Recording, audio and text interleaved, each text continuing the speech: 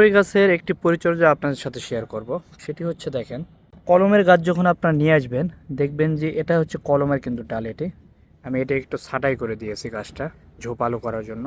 মূল যেই ইয়েটা রয়েছে, কলমের যে ডালটা রয়েছে, এই ডালে তো আপনার এগুলো উঠছে, কিন্তু অনেক সময় হবে কি আপনার এই যে এটা কিন্তু কলম না, এটা কিন্তু নর্মাল চারা, এই যে এইটুকু। তো এটা আমি দেখলাম এখান থেকে আরেকটা শাখা উঠছে মূল গাছ থেকে। তো যদি এটা আপনি রেখে দেন আপনার কিন্তু এই যে কলমের গাছ আর ভালো হবে না, এটা একদম আপনার আস্তে আস্তে আপনার প্রয়োজনীয় ছাদ বাগানের পণ্য অর্ডার করতে আমাদের নিস্তেজ হয়ে যাবে। কারণ গাছ তখন সোজাসুজি তার নিজ যে ডাল রয়েছে সেটিকে খাদ্য বেশি দিবে, এবং যেটা রয়েছে কলমের চারা তাকে খাদ্য কম দিবে, এতে করে আপনার গাছের গ্রোথ হবে না। তো দেখেন যেটি তার নিজ ডাল সেটি কত স্বাস্থ্যকর একটি ডাল। এই যে দেখতে পাচ্ছেন আমি কেটে দিয়েছি, এটা এই জায়গাতে ছিল, এই জায়গাতে ছিল, অনেক স্বাস্থ্যকর একটি গাছ ডাল রয়েছে।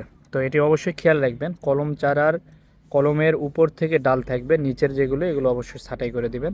তাছাড়া কিন্তু আপনার কলম চারা ভালো হবে না। শুধু এটা বড়ই গাছ না, সবগুলো গাছের ক্ষেত্রেই সেম।